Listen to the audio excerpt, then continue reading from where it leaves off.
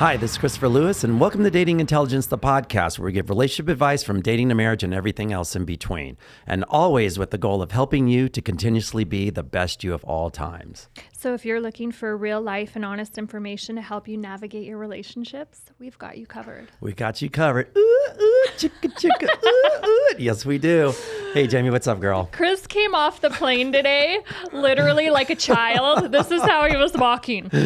I totally was. And I'm like, what I'm just like, I'm out of it. I have no sleep. Guys, I just got back from Coachella weekend in Palm Springs and we went to Neon Carnival and it was like a fucking blast. And I'm still kind of reeling from the weekend. I mean, I think I was up for 3 days in a row. Did you sleep at all? I laid down a few times, but that was really about it. I mean, we were full force from Friday all the way through Sunday. I got home at 5 p.m. I think I was in bed by 7 p.m. that night. Oh, wow. Yeah, so it was a long weekend. So I do it up. I do it all up all the time, you know, nonstop. I haven't really seen the side of you, though, because when we go out, usually I'm in charge. And That's I'm like, true. I'm ready to go. And I follow right behind her as much as I can, too. And I like that. But this weekend, I was like, there's no one to tell me I have to go anywhere. I'm going to stay out as long as I can. And I did. Even my girlfriend was just like, are we staying out long? I go, yeah, we are. I don't have anywhere to be. What do you got to do? Jamie's not here. Exactly. But then when on the way home, I was like, man, I wish I would have had my Jamie because I need to go to bed and get some rest. So that was that week. So that's why you saw me walking up from the airplane this morning and just kind of looking like a child with my hands down. Yeah. It was so cute. It was a cute Chris. All right. What's going on with you? Anything? No, I'm going to, no. Okay. Really. Yeah. All right. It was, you had Easter weekend. no cello weekend, basically? I had no cello. Yeah. I had my godfather passed away. So yeah, it was like a heavy weekend for me. So and on Easter on top of that. Yeah. It was and his birthday. So it was a little uncomfortable. Well, I'm sorry about that. And It's okay. My condolences and my heart's out to you and your family for sure. So your kids okay? Yeah, the girls are amazing. Okay.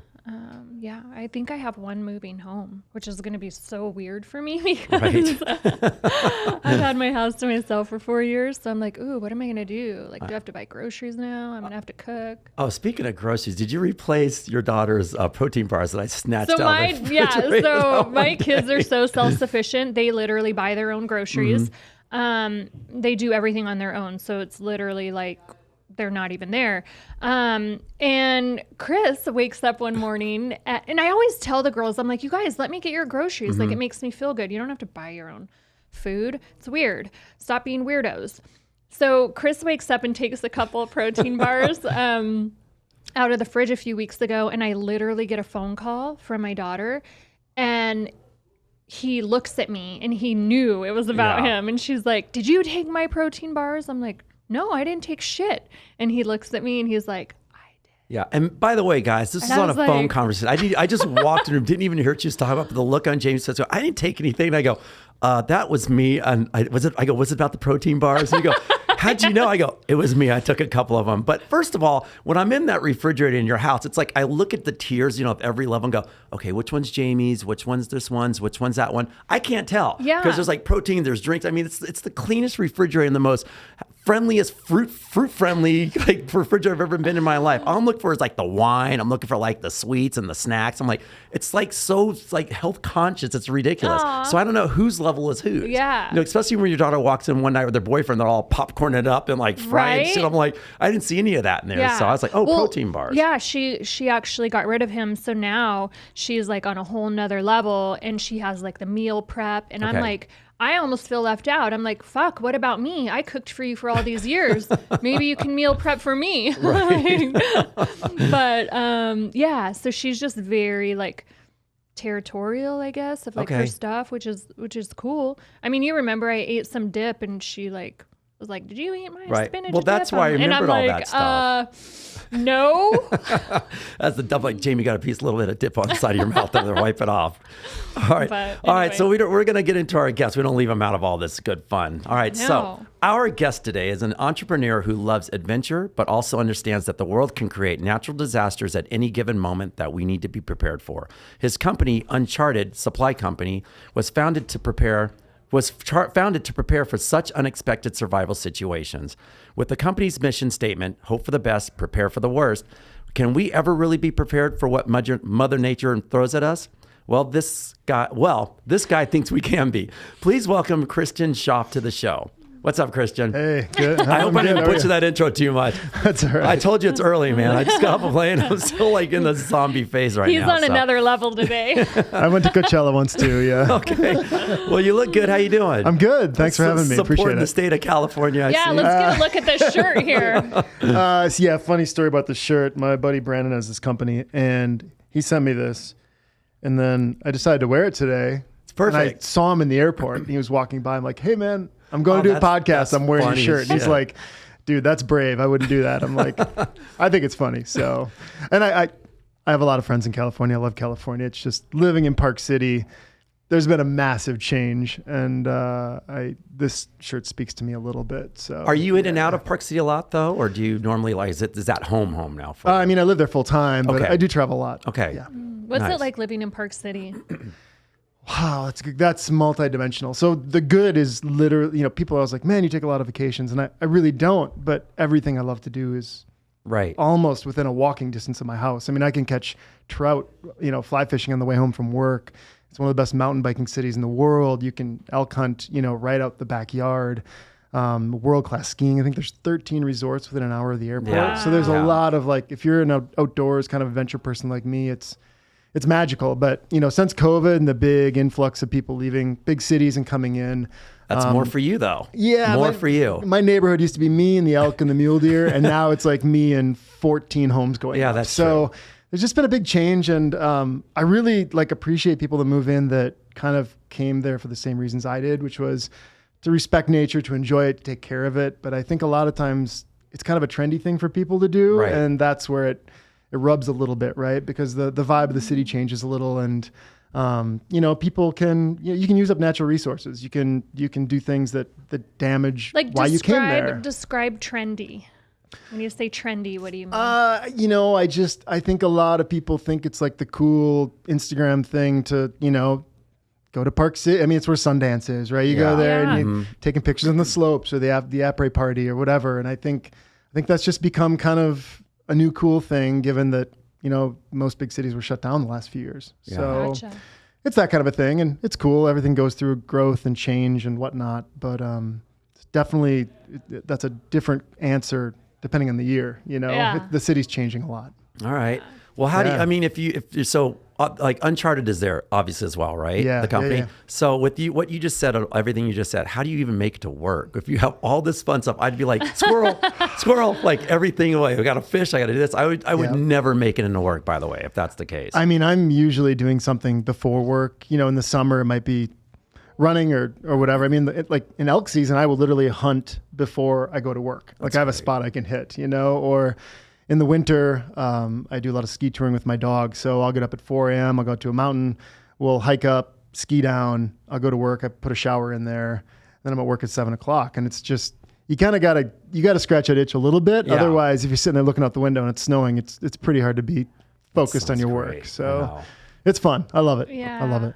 It's like, sorry, go ahead. ahead. I was gonna say it's like the early bird, like surfer when they're in LA. or something Exactly. like that. Right. They get up before Yeah. that But stuff. he's Okay. out like Yeah. adventuring. I don't know if you follow his Instagram or not, but I'm like, do you ever work? Like, it feels like his whole life is like an adventure. But I mean, it's part of what you do, I right? feel like I Photo work there. a lot, but one of my friends, I got my truck super stuck last winter, and I was like, I'm a survival guy. I'm getting out of this. And I dug for 7 hours by myself with this little shovel I had, and Was it in this backpack here? yeah, it was. And she goes, what I say? I said, you mess with the bull, you get the horns. She's like, you mess with the bull a lot, And but I think that's who you have to be. You can't just create something in a room and expect to know how it's going to work. So Yeah. I think you have to put yourself out there, and it's not like you can put yourself in emergencies all the time, but the difference between camping and survival is, one you kind of plan for on the weekend, the other one kind of happened, but it's all the same stuff. So the more I do that, the more I feel like I understand what works, what doesn't, and how to help people. Did you have that bag with you when you got I stuck? always have that bag with me. I have it Yeah. with me all the time too. And I have a story, but we'll get into that a little later. Yeah. What did you utilize in there? Well, before we start, let's tell people about the bag Okay, first, okay. for our new viewers. Yeah, who so are- we right. had a guest on last week, Yes, we Kat, did. Mhm. and we actually brought out your bag and talked a little bit about it because That's awesome. she's a hunter.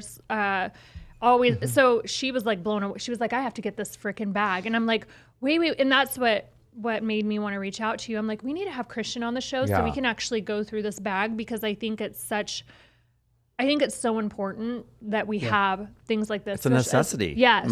And you guys, I feel like it's the perfect gift. Like when you're thinking, like, what am I going to give for Christmas? Why not give this? This is so perfect to literally keep in your trunk. It's in the back of my truck, and it actually saved my life. Okay. Yeah, which is amazing. So I love that. I'd love to hear more about that story sometime. I know we've talked about that a little, but what really happened? It's a little embarrassing, but I mean, I don't mind sharing some parts of it. But thank God I had that fucking bag. And let's open it up and maybe tell us a little bit about it. Right now? Yeah. Open it up? Okay, well. Let's do it. So a little background, when I started this company, so my background, I've been to Iraq 39 times. I played in a band. We toured around the world. I've climbed a bunch of mountains. I grew up on a farm in Wisconsin. I hunt. I do all that stuff, right? And then, as much as I was just making fun of California, I took a job in California for a few years. And one New Year's, I was going to go to Colorado skiing. I was driving, and I had an F-150 with all my gear, and it snowed 2 inches in the mountains behind Orange County. And I sat for like 7 or 8 hours because people didn't know how to navigate 2 inches of, when I was growing up in school, like 2 inches of snow meant it didn't snow. It was a non-issue.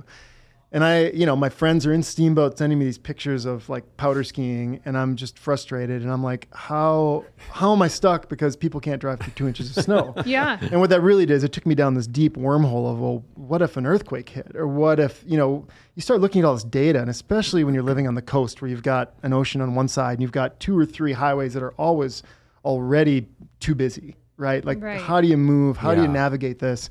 And it really, like, what I realized was, people were more and more dependent on technology, and natural disasters, overpopulation, political unrest, all those things were quickly escalating. And I started this about 6 or 7 years ago, but I had this hypothesis that we were at a tipping point and we were going to start to see more and more of this stuff. And people couldn't just depend on clicking 911 or hitting an app to have somebody come save them. Or checking in with OnStar people. That shit doesn't work. No. Right. Well, I mean, how many first responders are in Southern California versus how many people? Right. Something big happens, they're not getting to everybody. Or what about if your phone has no service, which was my case? I had no fucking service. Right. People are so used to being able to call for help that we become lazy. Yeah. It's a false sense of security. Yeah. And, sure. What do they say in the military? It's like prepare to self-rescue. And that sounds maybe aggressive, but the truth is you should have some amount of aptitude in getting out of different situations. So for me, it was like, okay, how do I solve this problem for people? I wasn't liking the job I was in. I wanted to do something that had a purpose, but I want to make money too, so I was trying to figure out what the right combo was. And as I sat there, I'm like, maybe this is an opportunity. So as I dug into this, I've got friends that guide on Mount Everest. I've got friends in special forces. I have, bush pilots and doctors and all these guys. And I just, for like a year and a half, I worked with all these guys and kept evolving kind of what we built, which the first thing was a 72-hour kit. We make a lot of products now. But the idea being, it's not just gear. It's having the instruction, knowing how to use it and how to use it quickly and efficiently. And, you could buy a kit out there, but they weren't well thought out. Most people didn't know which piece to use depending on what. So, I just I went to everybody and said, hey, I don't want to know you for you. You're an expert. But if your 10-year-old son was home alone, what could we make for him that would be a game changer and help him manage a situation and be successful and survive? Okay. So that was kind of the intel behind all of our products. It's very simple, guided instruction with high quality stuff. And that's what we do. So pretty amazing. That was a big roll up to opening the bag. But I mean, what? So this bag in itself, is this the 72-hour kit right here? So we make several. Okay. This is the 72 Pro, which is a 2-person kit. I think the original one you had was a 72, which was like a 1-person. So make a 1, a 2, and then a 4-person. That's a collaboration with Yeti. But there's everything in here that you'd need for 72 hours plus for 2 people. So people always go, well, what's in it? I was on Shark Tank a few years ago. You were? I didn't know that. Yeah. And Lori goes, well, Christian, what's the most important thing in the kit? And I said, well, tell me what the emergency is. And that's the reality, right? You think about emergencies, you don't know what's going to happen. So you have to have a bit of everything. But when you really distill it down, the human body, no matter what, needs the same basic things. You need temperature regulation, whether it's too hot or too cold.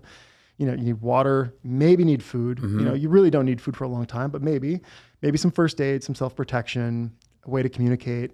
And so when you build all this down, suddenly you have a kit that can work for a snowstorm or an earthquake or a sandstorm or a flat tire or whatever, right? And Being so that's stranded in the desert. and that's what we did, is we tried to build something that would, I mean, listen, I can't say this is going to solve every problem. You know, there are things that, if a bear attacks you, you know, there is a knife in here. Throw the bag at the bear. Yeah, but like a gun might be a little more effective, right? But it does cover a lot of bases, and it's at least an amazing start for people. And the cool thing is we built this for, I always said, the person that's never been outside, but now we sell to a ton of government agencies and, like, you know, security companies for huge Fortune 500 companies, whether it's Apple or Nike or Facebook or whoever. So sometimes when you make something really simple and high quality, it works for everyone. So it's been really fun. Yeah. So you really want me to open it up? Yeah. I mean, it's, so what's the bag made out of, first of all, too? Yeah. Well, it's a flotation device that could be used as a flotation device. Okay. Yeah. One of the things was, a lot of times these things will sit until you need them, and then you open them up and the batteries are corroded or mice got into them, right? So you want to make sure they're dry and secure. And so this is actually, it's 600D tarpaulin. It's a kind of a tarp type material, and it's coated on both sides. It's waterproof. It's a roll top, so you can literally, like Jamie said, you can fill it with air and it'll float you. So if you're in a deep water situation, that'll work. But mostly, if it's sitting in a musty basement or a back of a pickup truck or something, everything inside is going to be pristine when you open it up, which is really important. So, you know, and again, like, no zippers that can break, nothing else. A roll top, you can have extra room if you want to put blankets or shoes or whatever.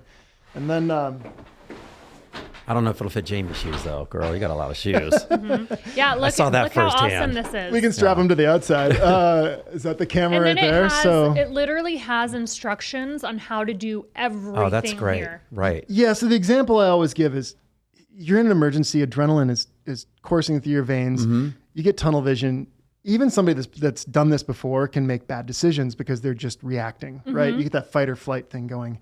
But if you know you need first aid, you can see from there where the first aid instructions are, right? Right. You can eliminate the rest. And if I open this up, you know, let's just say you're in a situation where you need first aid and you're panicking. I can.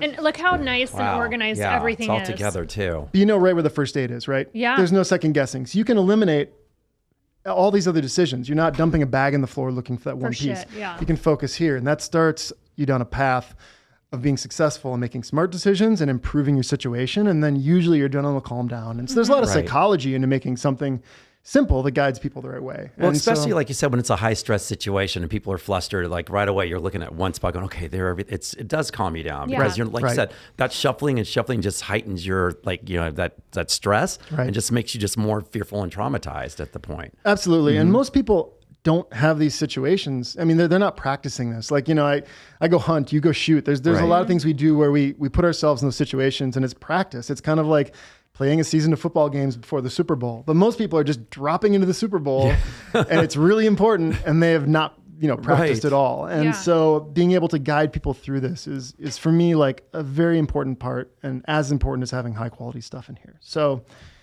yeah, I mean, I don't know. There's like 60 things in here. I don't know if you want me to go through it all, but you know, we organize by tools and warmth and water and food, first aid, air vision. I mean, there's, you know, we include N99 rated air masks in here. When COVID hit, I sent an email to all of our customers saying, hey, while the world is scrambling to find masks, there's one in your bag. Like, we've been selling them for 5 years before COVID. Wow, that's great. Right. So we've really been thinking along, you know, far in the past about like what could happen.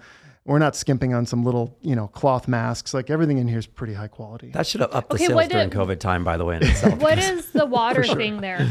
So it's a water filter. I mean, we have a water bottle and then 2 bladders and a water filter. And this filter will... Like a life straw? Life straws are great, but the problem with a life straw is you have to stick it in a stream and suck. And then if you walk away, there's no way to purify more water. This is the same technology, but it's in a bladder. So you can actually take this and fill your water bottle. Or you could just fill it and purify it later. So the idea is being able to, you come to a place, you can source water, and then you can move if you have to. But it's the same basic filter. There's filtering and there's purifying, and you really don't have to purify water unless you're in some third world countries, like in you know, the far reaches of Africa. Okay. But filtering water in the United States and North America and Europe is just totally fine. It's really easy. It'll do 100,000 gallons of water. It's more than a personal drink in their lifetime. So this one will? Yeah, this little filter right here. It's just Oh, that's amazing. It's just a little tiny filter. It's just a bunch of kind of mesh that, I mean, basically anything too big won't go through, and that's how it filters. It strains it basically. Simple, right? When I ride mountain bikes or road bikes and going long distances, I put one of these in my kit because I can source water anywhere, right? You get out and you have a flat tire. It's very simple. So none of this is like hyper advanced or hyper technical. It's just very simple, effective stuff. Right. Amazing. I mean, so if I opened that and saw that, I wouldn't even know what to do with it. The good news is the instructions. I would have to read instructions. Well, that's why I'm saying, like, me opening that and seeing a list gave me a sense of like, okay, I can do this. Right. And then the person I was with ate all the snacks. And I was like, geez.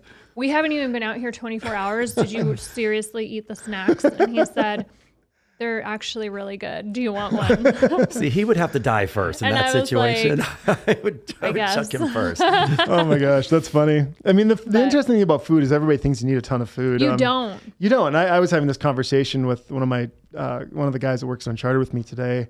Your body carries, I think it's about 2,000 calories of glycogen.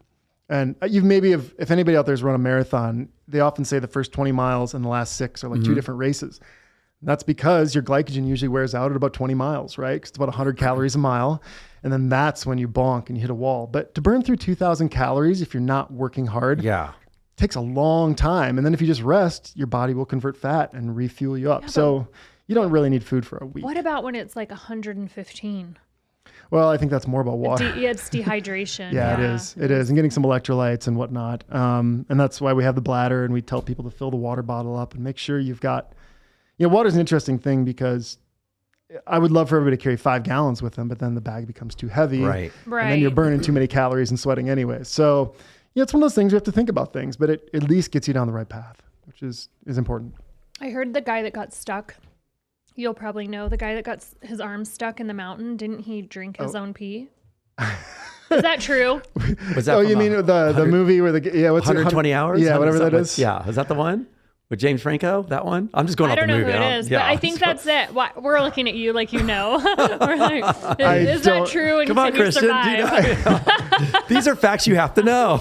Yes. What's funny is, people ask about survival situations. He's like shy or something. Well, I don't know if the guy drank his own pee, but you watch these Bear Grylls shows and like he's drinking his own pee in the Amazon and people think of survival that way. And I always tell people like nobody's lost in the Amazon drinking their pee. Like, I mean, this guy was drinking. I don't know what you're talking about. I just saw him like squeezing like elephant shit. And he goes, you can get water out of this. And I was like, he starts drinking that. Seriously? I mean, this is the problem with Hollywood though. People really think this is true. They stylize it. Yeah. Right. Yeah, no, so they're like, well, I saw this on a movie, so I know. I mean, the thought crossed my mind when I was out there. Like, am I going to have to like save my eat elephant poop? No, save my pee. Because there's no water. It's like 1:15. Like I thought I was going to die out there. Wow. So it's funny, like where our brain goes. Right. See, and I'm going to go with something even one easier than that. Like, this is how bougie I am. It's the fact that I got to Brazil, was landing in Rio de Janeiro, right? Get off the airplane. No, it's Sao Paulo first. Get off the airplane. I was like, I was lost in the airport because all of a sudden I wasn't paying attention when they were saying, go to this gate, go get your bags here, here's your exit. I was like, and I get off, I go, holy shit, for the first time in my life, I don't know where the fuck I am. And I can't understand the language and I'm lost. No, I was in the airport. Yeah. I needed that kid in the airport, Jamie. All of a sudden I started walking by people going, I don't know who to talk to. Should I ask this person? But then you do that man thing going like, I'm not going to ask for directions. I know where to go. And literally I should have been like, I'm thinking of this kit. That's the only thing I can think of. If I had this kit, I would have been safe. How would you have been safe with the kit? For me, that was a scary moment of being lost is what I'm getting. Okay. And that's the only time I've ever felt that lost. So you would have pulled out the cup. I would have pulled out the kit. I would have sat there and I would have pulled out the bladder going, got to drink some water. I'm telling you, that would have saved my life. Namaste. Right. So that's my thought. I always think about like when Instagram went down for half a day and how the world freaked out. Yes. And I'm just like, wow. Like, even during COVID, people are like panicking. And I'm like, they're asking you to sit on your couch. Right. Like everything you own is right there. But it's a safety net. It's a safety net. But I would have felt safe. I went crazy. I bought maps because I'm like, they're going to hit our satellites. I have my ham radio. So I was like good. I felt like I was good to go. No, it's good. I mean, like all my, I don't want to get into too much because people are going to think I'm a weirdo. They're going to come take your stuff. Yeah. People ask me that all the time because there's a lot of talk of like nuclear war and stuff now. And I think the odds of that happening are very, very slim, but I can see our grid going down as far as power, communication going down. Right. You think about if all of a sudden the gas pumps don't work and your credit card doesn't work, it really limits what you can do. Right. Mm-hmm. And people go, what do I do? Well, just go get some canned meat and canned veggies and just be ready to hunker down for a few days. We're going to figure things out. Let's do one more basic. Just if our phones went down in itself, that people would, there's like 90% of the people would freak out. I'd say 90% of the under 20 would freak out more than anybody else. So that's true. Yeah, totally. I think that'd be so relaxing and nice. I mean, it would, because you adjust and get used to it. Yeah. Right. But I mean, the initial shock of it, and I always say like my home is my safest place. So people panic and they want to leave, but I'm thinking, where the fuck are you going to go? The place to be is like you hunker down in your home. Right. Absolutely. So, absolutely. So, I mean, these kits I always tell people, keep this in your car. Because if you're at the gym, it's with you. If you're at work, it's with you. Yes. The idea is proximity, right? The best camera is the one in your hand. And it's kind of the same with this. It's like, you just want this near you. If you're home, you've got a ton of other stuff and you're probably totally fine. You don't need this. But it's all those times you're not home because most of us aren't living at home 24/7. That's true. So, we're just trying to be really like simplistic in how we solve for things. People think of survival and they think of a guy like starting a fire with a bow drill, and it's like, man, if you're doing that, you screwed up so many times already because a Bic lighter is 99 cents. Like, why would you have that? Like there's a lot of like logical first steps. Is there a lighter in there? So it comes with a sheet that says, go get these things. We don't ship a lighter because then you have flammable materials. Okay. And our shipping costs go way up and people don't like to pay those. But literally any gas station, you can go buy, 99 cents and you can fill them off. So we do have a space for them and we have a little note that says, go get these. Oh, There's I need to add. checklist. I need to add the lighter in mine. Yeah. For sure. If you're going off to like, let's say, climb a mountain like you like to do every now and then as well. Yeah. Would you take this on your trip or how do you like, or is this something you go, well, I don't need this. I wouldn't not hike with this. I mean, not the specific, I guess I'm saying to hike with it. Yes. But that's an extreme condition as well. You don't know what's going to happen up there. So what are your alternatives to something like that? I'm just going off something of extreme. Yeah. So mountain climbing and hiking, I look at very differently, but when I go hunting in the Arctic Circle, I'm laying out gear for a month ahead in my basement. And every day I look at it and I remove something because every ounce counts. Yeah. You're out there there's no REI out there, right? Like everything you take is impactful. This is meant to be useful when boom, something happens. Okay, I've got some stuff to help get me through. When you know what you're going into, the temperature, the environment, you can plan better and really curate. Now, there are things that I take, like I'll take the water filter, the knife, the flashlight, the matches. Like I use a lot of the same stuff, but because I know what I'm going into, I can be a lot more specific on what I take. Mm-hmm. Now, when it comes to hiking, we get that question a lot of times. Like I'm going to the national park. Should I carry my 72 in my back? And that's overkill. But we did make a new hip pack that actually has some first aid and gear repair. It can carry water and food and a jacket and all this stuff. And it's a lot smaller. And then you can carry your kids and whatever else too. Right. So, we are creating, we don't just make survival kits. We make pack rafts and jump starters and all sorts of things that solve a lot of problems. And we have solutions for all that stuff. Okay. What is your website? UnchartedSupplyCo.com. Okay. Not to be confused with Uncharted people. Uncharted. Uncharted. That one gets mixed up a lot. But Uncharted. Right. So I have another, if I may ask. Go for it. I watched this episode of Curb Your Enthusiasm like a few weeks ago, and it's something, and this brought me to mind. I wanted to ask you this when you started talking about this. When you said you had a team of people, like doctors and like all these people that help put this together, did you have, there's this episode of Curb Your Enthusiasm where he wanted to put a hotel what is it called? Mini bar together. So he goes to the store and puts all this stuff together and the people he goes, these are all the things that I would love to have in a mini bar. And he goes, I think people would like it. But did you have anything, by the way, none of that stuff was what people wanted anyways, the stuff that he wanted. Right. So my question is the fact that when you were putting this together, are there things in there that you thought that should be in here that isn't, or some things that you put in there like, no, that's not going to work? Because it's a trial and error. Are you constantly evolving this pack? Okay. Which I will tell you he is, because my initial backpack, the one that saved my life, was a little less simplistic than this. It was still amazing. Okay. But this one, I feel like is a notch above. Yeah. Well, when we started, it was just my life savings, and I couldn't design every single piece in here. So I was sourcing a lot of things. But as we've grown, it's like, we can make that knife do more than just one thing. But it was similar stuff already, though, that you're talking about. You've just advanced the process, is what I'm getting at. But was there something in there you're like, well, this should be in here, and people are like, no, that should not be in there. I would say this. I think there's a lot of things that should be in here based on the person's environment. Okay. So whether you're in California in the summer or you're in Alaska in the winter, like, you should add to this. You should add things. Yeah. I can't build, I really think that we checked all the boxes when it comes to a great base. Great. Right. Yes. And if this is all you have, it's awesome. Yes. But when I go from I was skiing last weekend in Park City, and then yesterday I went for a run and people were shirtless playing sand volleyball. Like, the seasons are changing, right?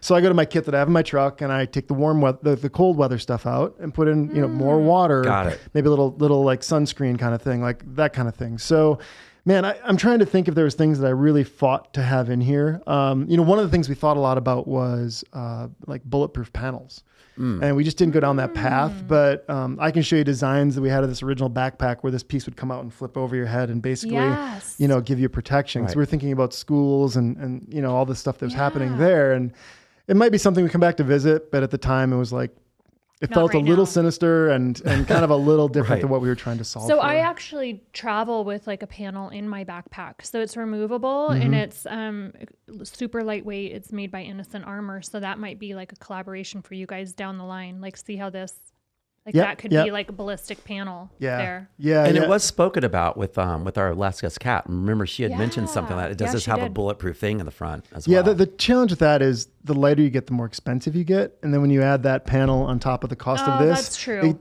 My goal is to give everybody some coverage. Because if make it affordable. Right. But maybe it be a piece you can add on. Exactly. I mean, if 100 people can afford this, we're not really solving the goal of trying to make the world a safer place. I wanted to make something that most people could afford, and then you can not only take care of your family, but you can, you can help your neighbor, and you start doing that at scale. We're making a difference. What is the cost on this one? So the 72, the one person one, I think is $389. Prices have changed a little bit with all the inflation and everything else. This one, man, you're really testing me now. I think it's about $100 more. It's a little under $500. Okay. And honestly, we do this test every once in a while. We'll tell somebody, hey, go buy all these pieces and see how much it costs. And it always ends up being more if you try to do it yourself. Wow. And then you don't have the organization, you don't have the instructions. Yeah. So we do feel while it's expensive, it's a value. Yeah. Right. So I was missing one thing out of there. Oh no. Do you know what it is? I have no idea. It was supposed to be that it wasn't? I mean, I don't know. But it might not be a bad thing. It would be something one of those for the time of the month. Yes, what are we talking about? I knew. How did you know? I knew that was coming. So I mean, but that's going to be one of the things that you just add in there because clearly, So I'm stranded in the middle of the desert. It's almost been 24 hours, and I fucking start bleeding. Okay. And I'm like. Yeah, so that should be easy. Just throw in the emergency kit. Well, and those things work really well for blood clot. They're multi-use. That's a very good condoms and tampons you can use them for a lot of different things. So take out the gauze inside the emergency kit and start adding tampons. Wait, how do you use a condom? I mean, condoms you can use to hold water. You could put it over an injury. Oh. I mean, put it over my head when I'm done at the end of my day. I can't take it anymore. You can suffocate yourself. Yeah. Just take me now. I can't take anymore. It's only been 4 hours. I'm done.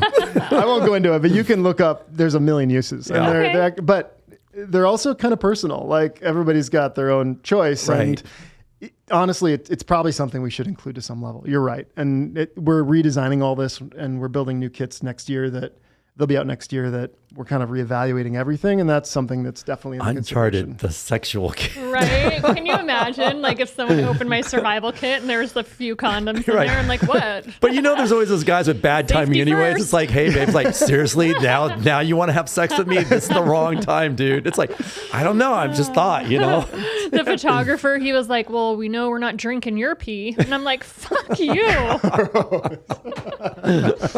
So, anyway. I think it's fantastic, Christian. This is a great kit, and I think everybody should get one. Yeah, it's so well going, and it looks unbelievably amazing. It looks great, so I'm in. I'm sold. Yeah. Thank you. You sold me the last time when you showed it to me last time. I'm telling you, I brought it out, and everyone was on board, and So that's what I was like, yeah, I've known him for a while. And so I'm excited. I mean, look, the world is changing, and people, I flinch my twitches a little bit when people are like, oh, we made it through COVID. We're almost there. I'm like, I feel like we've left a really calm period and we're entering a more chaotic period in the world. And I just looking at the data even, but whether it's the environment or political unrest or COVID or whatever, maybe COVID is chapter 1 in a new book that we're reading. I mean, really, and maybe this is self-serving because I have the company, but I started this company because I really believed this was going to happen and I wanted to leave a legacy, you know? And I think that like, man, if you can be super mom or super dad and you can save the day, whether it's a flat tire or it's 9/11, like why wouldn't you just have something like this, whether it's ours or you build your own or whatever? I mean, our website, like one of the top visited pages is how to build a survival kit. Like we're not even telling people you just have to buy ours. It's like, here's the recipe. Like we just want people to be prepared. Yeah. And most times people come back and buy it because they realize how hard it is to put one together. Right. But that's the goal here. And you make a really good point, like how organized it is, because when you start throwing stuff in a bag, like every minute counts. Yeah, it does. So when you're trying to open it and get to where you need to be, we don't have time to be fumbling through stuff. Right. So, I was actually skiing with my dog last winter, and a buddy of mine bumped into him and gashed his front leg, and he was spraying blood, like it was shooting a foot out of his arm. And we were, we had ski toured up miles out of town, and I had one of our little, we call it the triage kit, and it's first aid and gear repair. And I didn't have a tourniquet in there, but it had zip ties and duct tape, and I found a stick and I made a tourniquet on him and I threw him my shoulders and skied him out. And like, we were prepared. I had radios. Wow. I told a buddy to go get a snowmobile. He took off. We were getting the dog ready. I told another friend to, find a vet that's open, tell him to wait, tell him what happened. And my dog lived, and the doctor came out and he was like, you probably had 2 or 3 minutes. Oh, and I mean, if I showed you a picture of Park City and where we were and where we got to, it was, God was definitely with us on that, but it was like, if I wasn't able to move fast, he wouldn't have made it. Being a single guy, he's like my best friend, right? Yeah. So that was heavy. And it just goes to show, that's something we do every single day and nothing happens. And then one day he almost dies. Out of the blue. So those are the moments where I'm like, we're really doing something cool, because whether it's your dog or your kid or yourself or your neighbor, man, why not be the hero and make a difference? How did you tell us how you made the tourniquet? I had a zip tie, and then I kind of put some bandage around it so it didn't pinch, and I put the zip tie around his arm, and then I put a stick in and twisted it and just duct taped it down.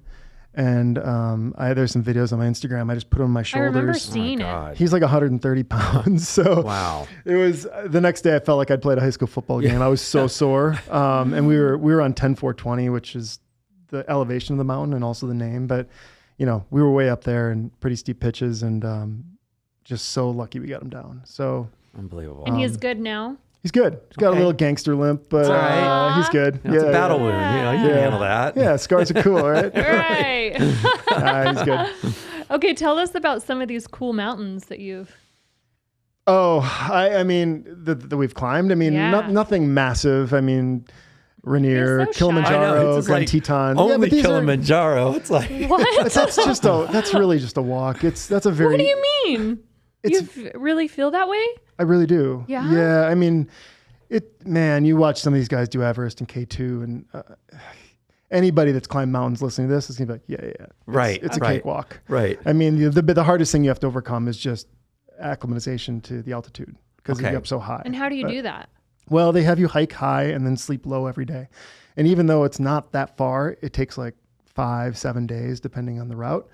I think that's right. I haven't done it for several years, but the reason they take so long is because your body needs to acclimate. Mm-hmm. They say if you got dropped off in a helicopter at the top of Everest, I don't know what the time is, you'd last seconds or minutes or something, because your body wouldn't survive. It takes a long time to get used to that elevation, the pressure. So yeah, the stuff I've done has been, medium, but it's always great.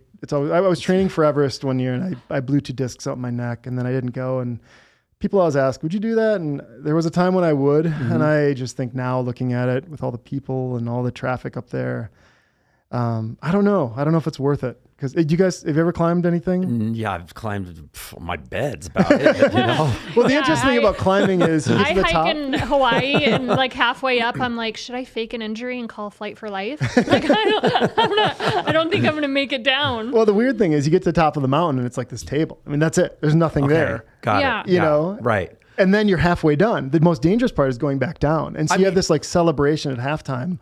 And that's just, man, you got to be special to be able to do that. I just don't. I mean, for me, it's just like because I've seen the Everest show. I've seen like from the Sherpa's point of view, that one show they have on Netflix or something. But it's just, I love and it's fascinating to me, and I could watch that all day. But I sit there and go, I don't think that I would be able to ever risk my life, because you just never know. Like you said, the elements could change at any given time when you feel like you're doing well, and all of a sudden, now you're breathing or something goes off or your oxygen gets lost, and it's just, you're screwed at that point. So I'm not going to chance my life. And there's people like some of these shows, you go, wow, there's like over 1,000 people dead up there that you can't even bring them down because they're so high up there. There's bodies everywhere. That's their cemetery. Like you see the bodies? Yeah, they just leave them. Yeah, unbelievable. There's some famous ones. Like I think one's like Green Boot Guy or something. He's like right on the path. And oh no. My friend Dr. Eric Meyer out of Steamboat, he was really integral in helping me build this. But he's guided on Everest and K2. He's a doctor, and he was in the deadliest mountaineering event, like I think in recent history. But there's a movie called The Summit.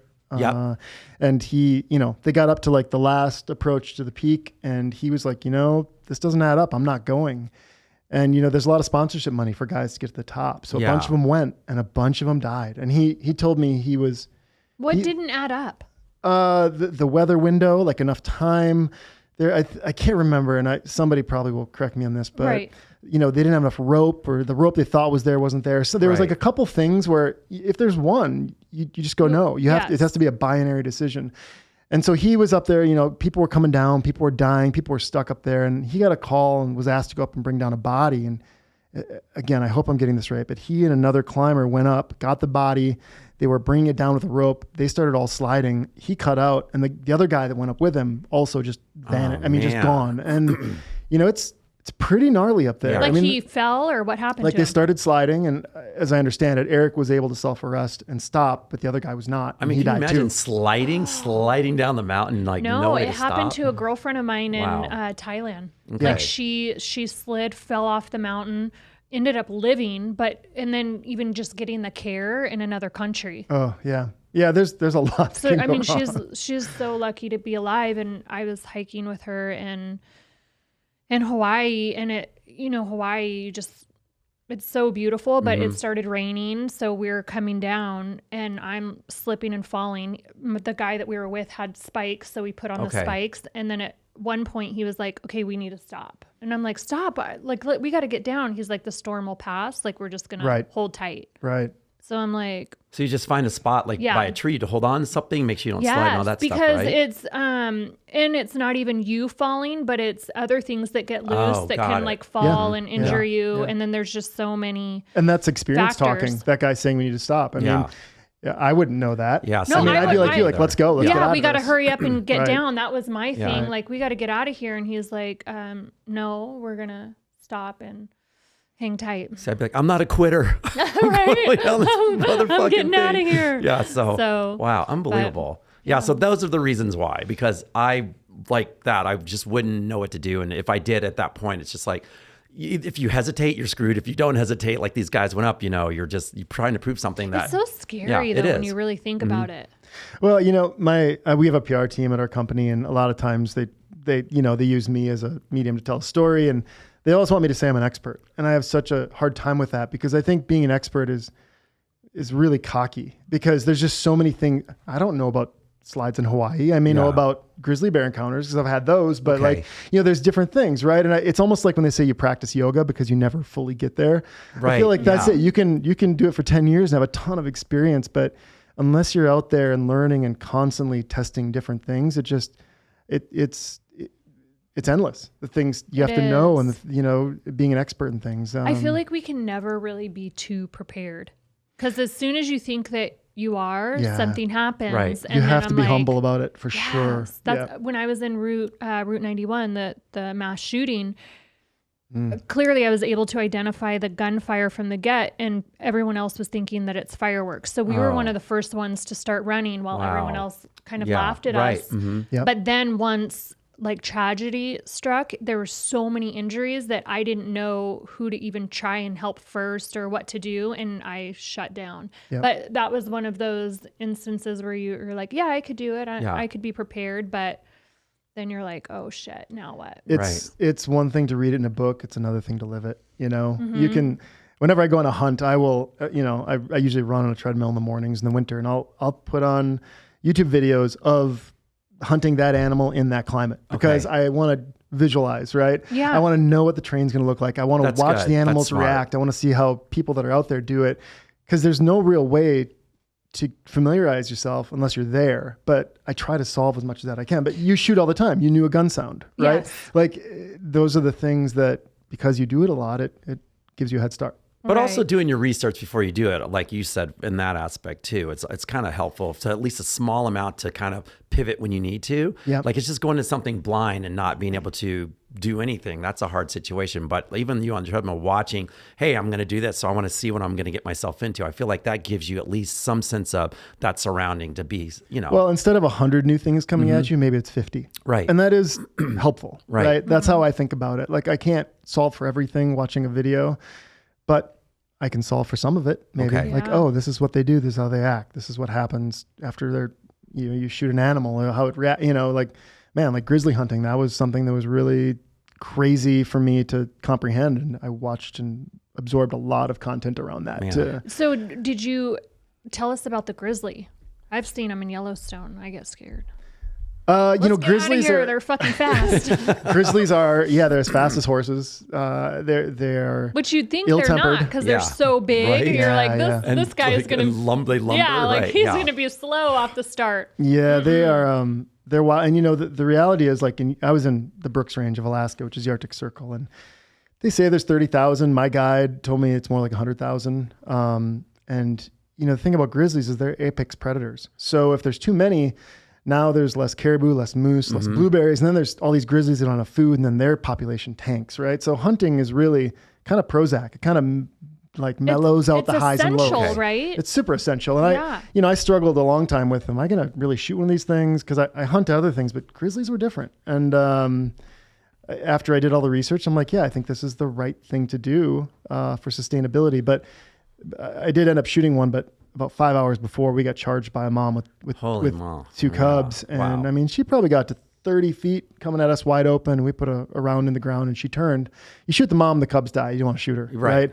But man, you're watching these things from a mile away, and the next thing you know, like, you can see the white in their eyes. They're right there, and they're just, they're monsters. They're real monsters. I mean, they're amazing, but they are dangerous. Just like territorial. So she literally charged you. What happened was in Alaska, where there's a lot of drainages, so like up and down around the side of this mountain, and I had a photographer with, and then our guide. So it was 3 of us, and we had stopped. I think we found like a big moose antler. We went to take a picture of it, and the guide kept going. So he had gone down the drainage and up the other side, and in that drainage below, there was a mom and 2 cubs, and they started going up towards him. He starts yelling, "Get out of here!"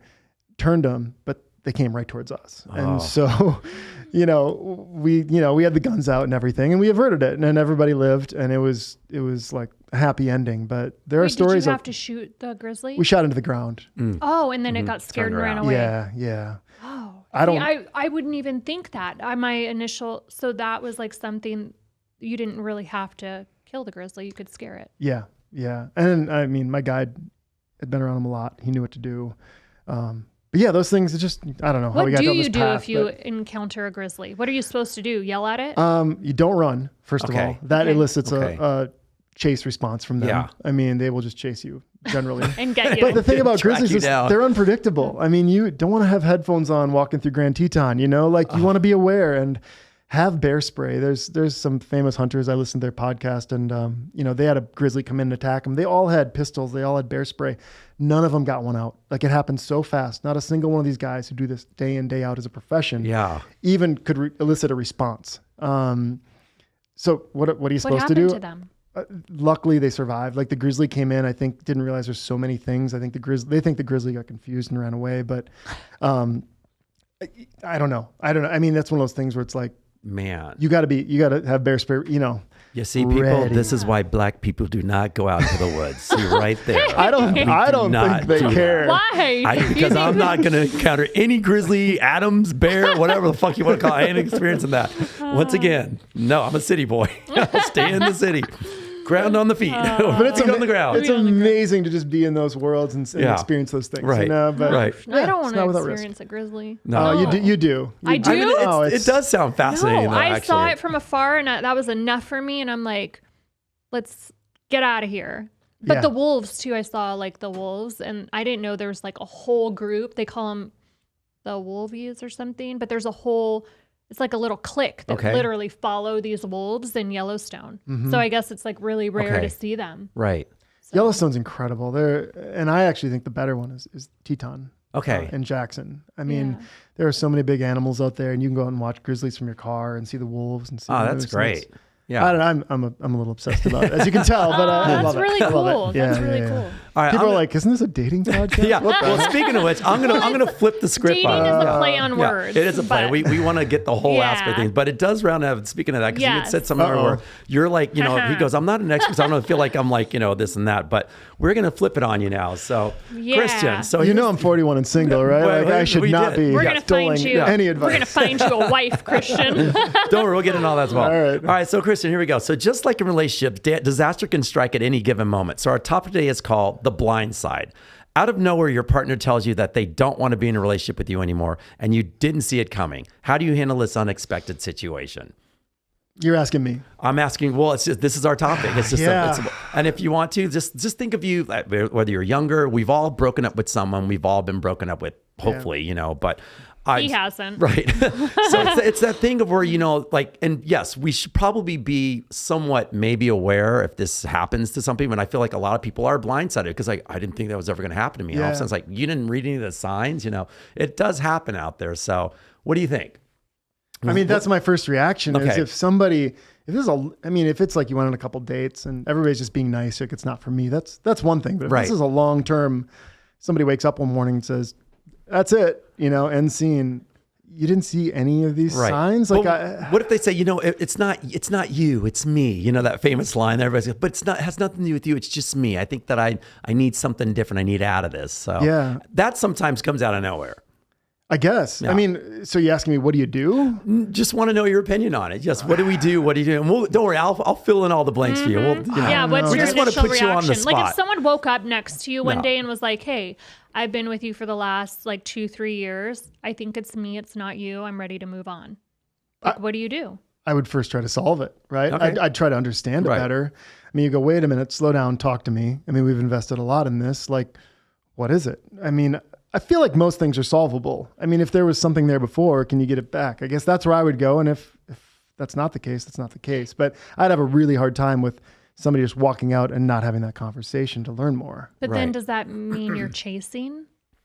Or would you just be done? No, I mean, I think anything that you care about, if it breaks, you try to fix it, whether it's a hot rod car or your rifle or your relationship. That's a great analogy. Like that's how I relate. And then, true. You put in the work and you try and I think we do live in a disposable world, right? But like those things that are special and unique, you try to keep them pristine. I mean, I don't know. That's my reaction anyway, is I'd probably talk them to death to the point where they didn't want to even, then they would really leave because they would probably ask too many questions. But you can't talk me out of this one. I'm out. Do you feel like you're a good communicator? Boy, I think I am. I hear that I over communicate, and then I hear that I'm stoic. Got it. And I think a lot of times it's just your level of interest. Yeah. Right. Yes. What do you mean when you say stoic? Stoic. Yeah. Just like unemotional and not engaged. And I don't know. I mean, being 41 and single, and I live with my dog. I always joke, I'm like the Grinch. I'm up on the hill with my dog, and I'm like, what are they doing down there in town? Why is everybody happy? And I think sometimes I find I'm not introverted, but I find that I'll get into a big social situation, and I feel like I'm almost out of practice in talking, in just small talk. Like most of what I do is really focused on my company and communicating or doing something like this, where every word kind of matters because it's on record, and just BSing with somebody at a bar is like, it's hard for me, harder than it used to It be. takes practice. I wonder why. Because I don't do it a lot. If he's out of practice, that's the thing. Yeah. So it's almost like the thing. But I would have never got that from you. Like, I think when we talk, we have like really good conversations. Yeah. Right. Just like, oh, hey man, what's your name? Oh yeah, what do you do? Like, Right. Oh man. Then people are like, oh, he's pretty checked out. And it's like, I don't know. I don't have that in me anymore to like want to know everything about everybody. I feel like that too at times. Like it's a lot of work and draining sometimes just to have a simple conversation. But when I met him, like the conversation just flowed and I feel like we could have kept going for like another hour and I'm like, whoa, I gotta go. Right. But you know what I mean? So Yeah, sometimes it comes easy and other times it's like, fuck, it's a lot of work. And also depends on like, the energy and the the environment that you're in, I guess, as well.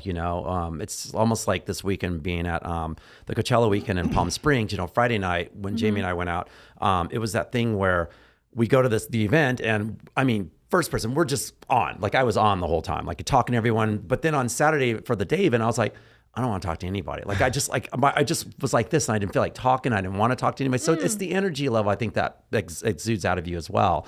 It also, it's just the time and space that you're in as well too. I was a little more tired. Saturday night I was back on again. But during the day I was like, I just don't want to talk to anyone right now. And I felt closed off and introverted in that sense. So it's funny. I struggle with that, and I think about it a lot because I'm alone a lot. But like. And I had a friend reflect this back to me, but the people I'm closest with are a lot like me. They really want to achieve a lot. They are up early. They're motivated. If they say they're going to do something, they're going to do it. And I have conflict, whether it's employees or people I meet in town, where I like them, but they're different. And it's like different wavelengths, and they just don't align, right? Yeah. And that's hard. Yeah. And it's hard to like just be like, that doesn't fit for me as well. Like one of my best friends, Olympian, and he's a dad, couple kids, like up early, going after it. If he says he's gonna be there at 4 a.m., he's there at 3:59 with a cup of coffee for me. Okay. And like I'm the same love way. that. But when people are like, yeah, I'll be there, and then like at 6 a.m. they're texting me saying, I decided not to go. I feel like that's more the way the world is anymore, and I bump against that a lot. Okay. And it's hard. Whether it's an employee, it's like, hey, we said we're gonna do this, we didn't do it. I'm still paying you what we agreed. Like why? But then you have employees who are like, hey, I did all this plus this. And those are the ones that like, we really have a great relationship. So I think it's the same with dating, right? It's just finding somebody that matches. Like if you're both kind of passive and let it slide, then maybe that works, but it doesn't work for me. But I don't guess know. in your parents' situation, you were saying that they're complete opposites. They are complete opposites. And they've been married how long? Yeah, I'm 41. I think like 41 and 9 months, I think is how long they've been married. But, but that is a result of just a lot of hard work and a commitment. And like we committed to this, and whether it's faith or just integrity, they just stick with it. Right. And then sometimes people are just, when it's like that, they just get stuck in the ways, and they just kind of they're just so used to being that way that it doesn't even, if they had a change in that life or something came in the middle of that, they would probably break. But because, like you said, they've just been like that their whole lives together, they just know how to be around each other. Yeah, they're in a town of 3,000, 4,000 people too. And I think that, we all used to grow up in small towns and everybody knew everybody else. And now we're in big cities with dating apps, and it's easy to find distractions, I think. And I think it's really hard to just commit to something and be like, this was my commitment, I'm sticking with it. I mean, I get it. Do you feel like maybe you're a little too picky? Oh man, I had $1 for every time I heard that. No, I don't think so, because I think like, man, I'm picky when I, design a product or when I buy a vehicle, and those are kind of short-term decisions. Like you should be pretty sure about who you're in a relationship with, in my opinion. One of my favorite quotes is Winston Churchill. It's like my tastes are very simple.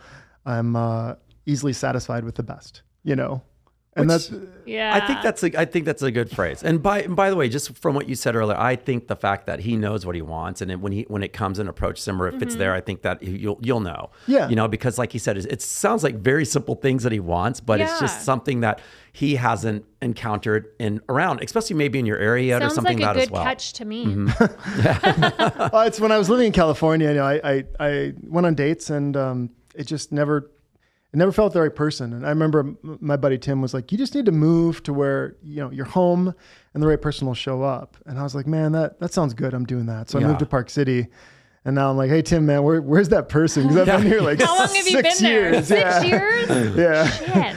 I didn't realize I moved to a town of only men, Oh my goodness. But so you've been single for 6 years? No, I mean, I've had a couple of relationships. Yeah. But I mean, honestly, just, I've dated incredible people. A couple were, they had kids, they didn't want more, something I'd like to have. And we're still friends. Okay. And, that's just kind of the way it goes. But so no blindside by any of these people that you kind of dated off and on? You just said something there. So, I mean, how do these relationships end? Sometimes they have to end. I know probably amicably, but, somebody's got to say, hey, you know what? I can't anymore. So. Yeah, I mean, but it's never just a wake up one morning and say it. It usually stems from some little thing that turns into a longer conversation and then several conversations. And then you make a decision, yes. right?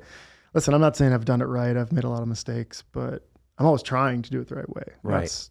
There's nothing worse than someone come to you and they go, when they go, where's this coming from? And they go, remember that time I told you I can't do this anymore? Right.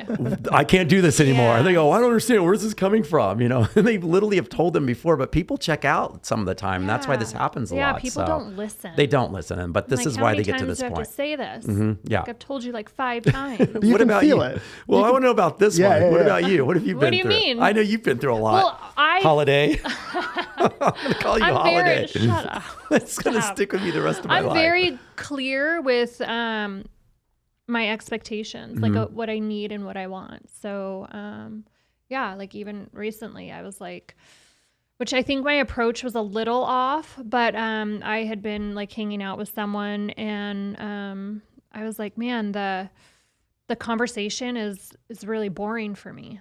But I didn't know. You said that? I did. And so I think ego got in the way. So he was a little offended.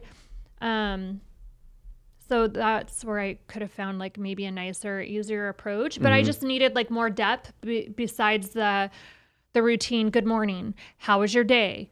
Good night. That's boring. Yeah. Give me something more. Excite me. Right. But how long then, were you with this person? How long were you with this person? So we went on a few dates, Okay. maybe 3.5, 4 weeks. Okay. And then I was talking to someone else and literally hadn't even met him in person. And this is so disgusting. I haven't told you this yet. But listen to this. Newsflash. Hold on. People are getting news from Jamie right now. After talking for a week, you guys, a week, I haven't even met this person in person. Great conversation. I'm like, oh, wow, he's totally matching my vibe. One night he tells me, can you do something for me? And I'm like, sure. Yeah. What's up? He goes, I want you to put 2 fingers in your mouth and then put them in and he says the P word. Yeah, okay. And I'm like what? No, I cannot. Where is this going? So then I had to cut it off. Where? And then he apologizes the next day. But I'm like, at what point did you feel that would be appropriate to say to me? I was so I have female friends that have shown me texts from guys that maybe gone on one date with or something. I'm like, they really wrote that? Yeah. I don't know if I'm living in in a We're time forward. machine. I'm saying but we because we as guys, not all of us, not us. Not all of us sitting do here, that. but there's guys out there that are forward as shit, and they will just throw anything out there, and you're like once again, the timing is just way off. Yeah, and what kind of girls are you dating Exactly. that would be yeah, this is so hot. Right. I mean, I wanted to be can you put 2 fingers in your butthole and you know what I mean? I don't get it. Right. That's not attractive to someone that's trying to get to know you. Well, we're going to be doing an episode coming up soon where it's going to be talking about all of that.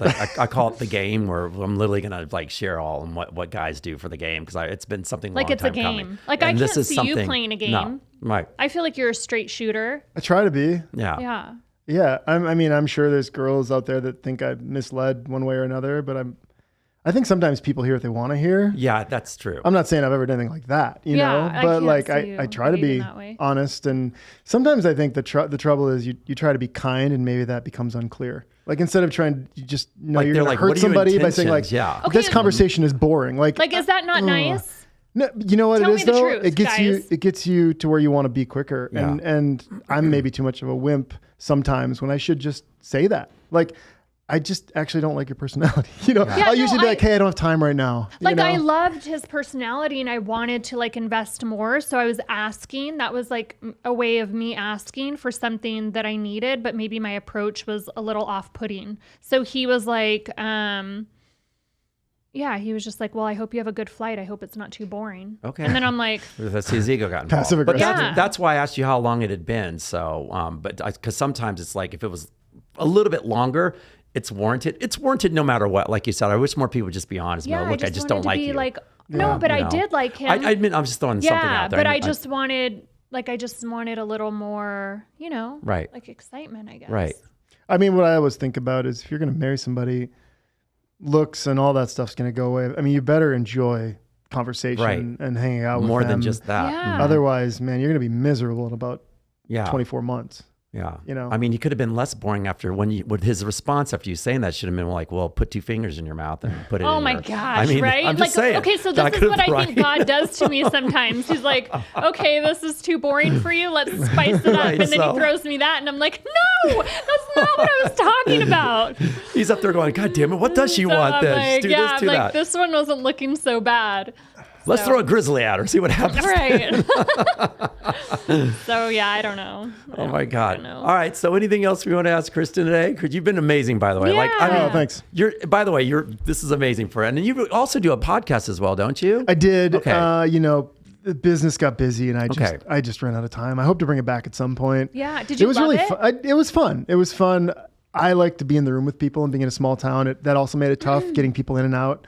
I just think doing it one over the phone is just, or the Zoom is. Yeah. There's I a don't disconnect. like it. Yeah. Yeah, we're not. So I hope to bring it back at some point, but things ebb and flow, and for now I haven't done it for a while. But there's some Okay. good stuff on there. And, Okay. Yeah. Yeah, some fun. All right. Well, we have an amazing studio and an amazing producer, Travis. This place Yes. is great. yeah. So if you ever want to, Come the sticky paws. Yeah. Come Great. on down And to the everyone sticky loves- paws. everyone loves to come to Vegas. Yeah. No, that would be easy actually. Just fly 4 or 5 people in and Pop in here for the day. do a month of episodes. You I got like it. coffee, dressing room.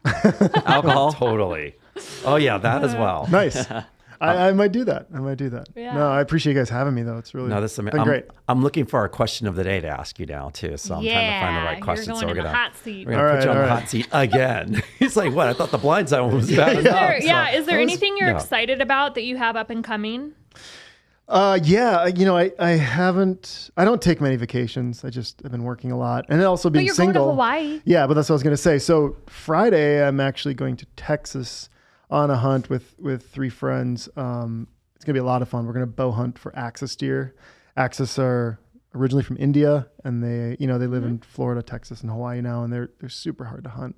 It's going to be super fun. I'm looking forward to that. And then Why are they hard to hunt? so it's what tigers ate. So they've evolved to have extremely fast reactions. Okay. And so if you're bow hunting, you think about the time from when you shoot an arrow. It's way slower than a bullet, right? Right. Rifle hunting's a different thing with them. But to Yes. bow hunt them, you have to be really good. Yeah. And so it's just a really hard test of skill, which is really fun. So we're going to go do that. And then go back to work for a handful of days. And I'm going to Hawaii. I've only been to Hawaii twice, and it was for work, but I'm going to go to Kauai and just kind of do a bunch of, hopefully surf and fish and hike. And then I'm going over to Kona. My buddy Justin has a several thousand-acre ranch. We're going to do some more hunting and spearfishing over Yeah. there. Oh, So wow. he's a world-renowned archer and spear fisherman and chef. And he does all these you get the banana leaves and you cook the pig in it and all that fun. stuff. That sounds great. You're going to have such an yeah. amazing Yeah, time. I'm and there's so a lot of excited for skills you. to learn. I like learning. Yeah. I'm not a person that sits on a beach well. Yeah. I have to be I'm with you on that. challenged. I'm the And same. I think this is going to be really fun. So I'm excited for that. That sounds really incredible. I hope you link with my friend Keith. Yeah, Because yeah. we were texted. able to do the access deer hunting, and then also he took us fishing where we caught a marlin. Oh my gosh. So I've never been, I fly fish all the time, but I've never been deep sea fishing. And I've been watching a bunch of videos on spear fishing, and that just looks wild. Yeah. I don't know. I've been trying to hold my breath, to practice. you should. You should. I'm 'cause going to it's go a about 3 perishable feet skill. down and Yeah. come back up. Yeah, we do that. We start prepping before Yeah. we lobster for Key West. Yeah, So yeah. we get and we start holding our breath, and My friend always kicks my ass, but that all sounds like a lot of fun. Yeah, it's going to be fun. I'm really excited excited about that. So yeah, that's what's coming up. All right. Well, let's get this one then down. See what you think about this. All right. So it says, you ready? Okay. Jamie and Christopher, love the show and you guys have great guests all the time.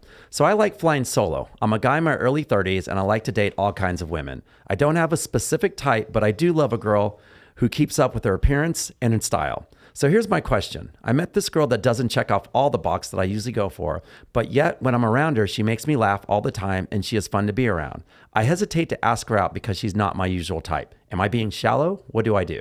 What should I do? Yeah, he's being shallow. Yeah. I mean, take it from a guy who the pool is limited at, where I live and everything. Like, man, if you find somebody that you really enjoy being around and you're concerned because it's not your type, maybe it is your type. I mean, the other ones haven't worked, right? Right. Yeah. Maybe that wasn't your type And this is. she makes them laugh. Right. Like, it sounds great. Yeah. I feel like it always has to start with a friendship, right? It helps for sure. I think it does. And people get so like butthurt when they say like, oh, she friend zoned me. And I'm always like, you guys, that's the best zone to be in, right? In the beginning it is, because I feel like things evolve from there. Because the more time you spend with someone, you're like, wow, I really like them. And that's how things evolve. And if you have that friendship, dude, you're solid. Yeah. Yeah.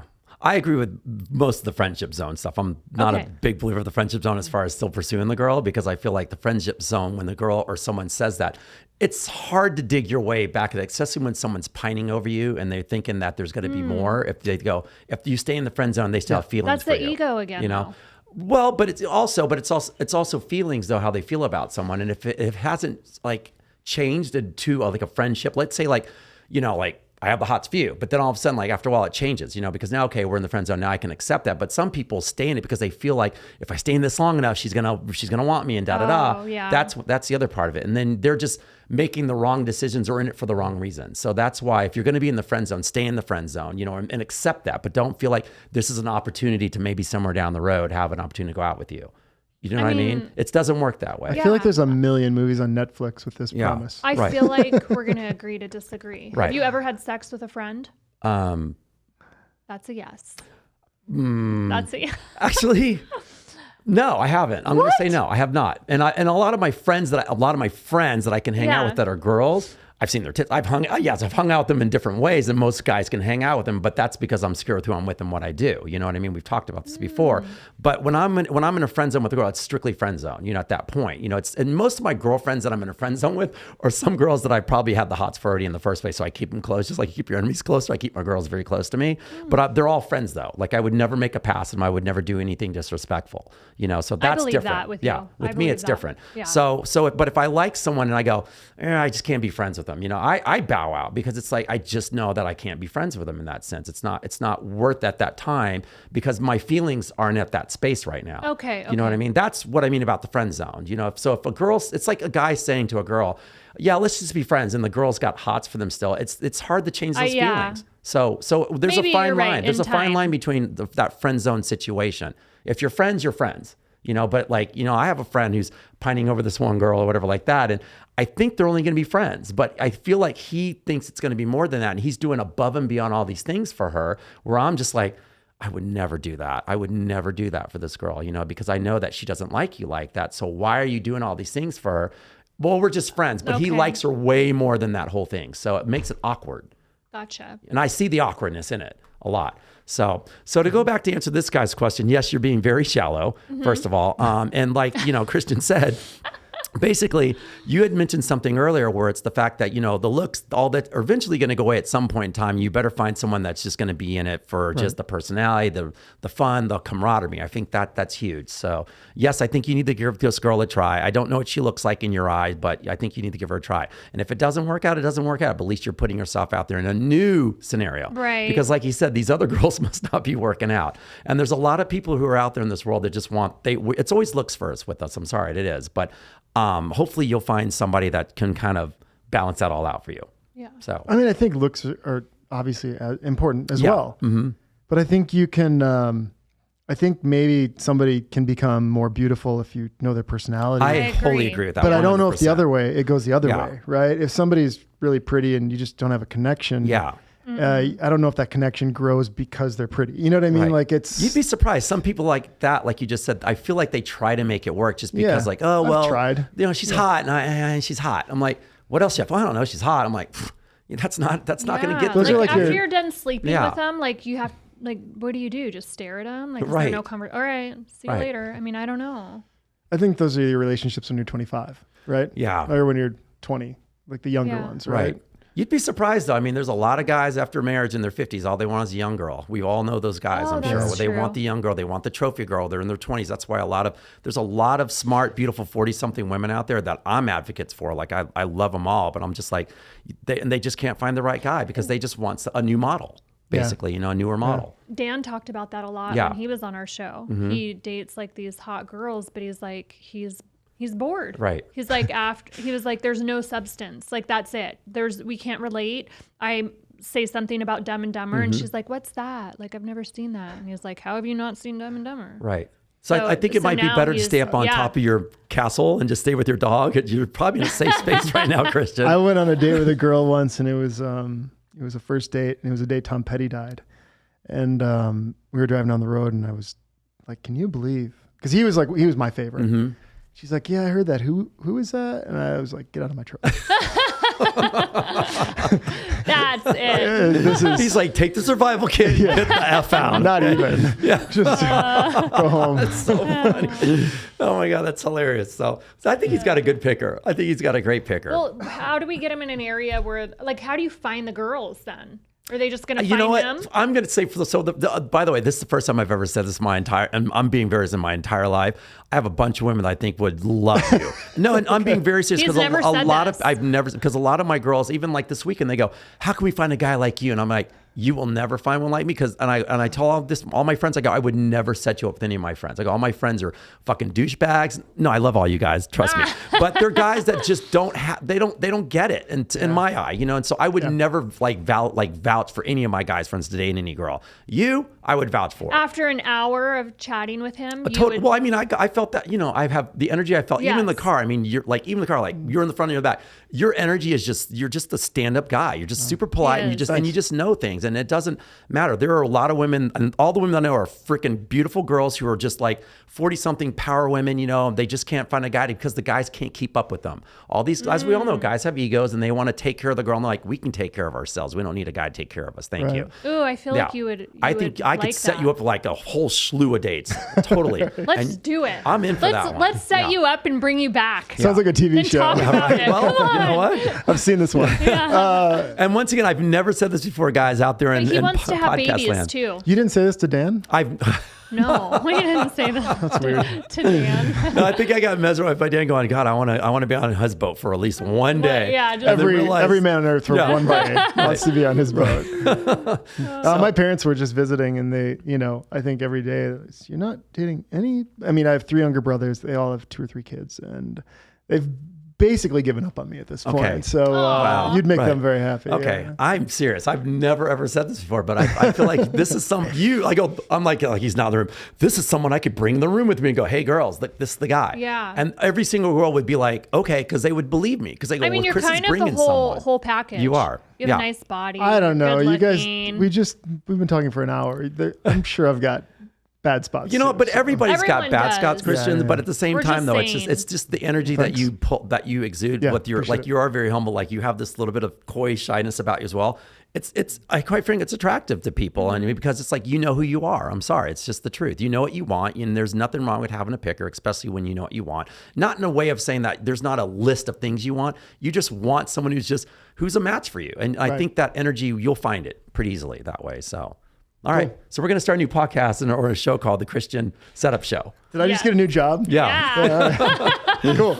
Uncharted is going to be now called Uncharted. See, we can throw in the Uncharted now versus Uncharted. That's definitely Uncharted, yeah. All right, Chris, is there anything you want to plug before we get out of here today? Yeah. No, I don't think so. I mean, we talked about the products and stuff. I mean, that's really my mission. Like I said, I want to leave a legacy, and I really believe in what we're doing. And just check it out. That's all I can ask for people, and take care of each other, and plan ahead and try to make the world a little better than it is. I think we're in a kind of a dark period, right? Yeah. And not to go long on this, but when I grew up in Wisconsin, if there's a tornado, like my dad and mom, we'd throw chainsaws in the truck and we go help. And if there's a storm, we'd pull the plows out, pull the neighborhood out. That's great. When I was in California, it'd start sprinkling. People were locking their doors, you know? And there's definitely a right way and a wrong way there. Yeah. Like we should really look out for each other, and community is how anybody gets through anything big. So we've gone a long ways for that. And I think if we could just keep that in mind next time, that's really important, I think. So Yeah. All right. Yeah. I love it. Thank you. And Jamie, what about you? You guys can find me on Instagram, of course, Jamie_Villamore, and shout out to Microtech. This is actually a really cool. You always got those knives. I do. I love them. Do you ever cut yourself by accident? They call it a kiss. A kiss? When you, no. No, not really. Yeah, I'm not going to lie. All right, guys, you can find me at FetSport or anything on social media at Dating Intelligence. And thank you for coming, Christian. This was amazing today. Thank you guys for having me. Inspiration and a Appreciate light. it. So, all right, guys, that's our show for today. Thank you.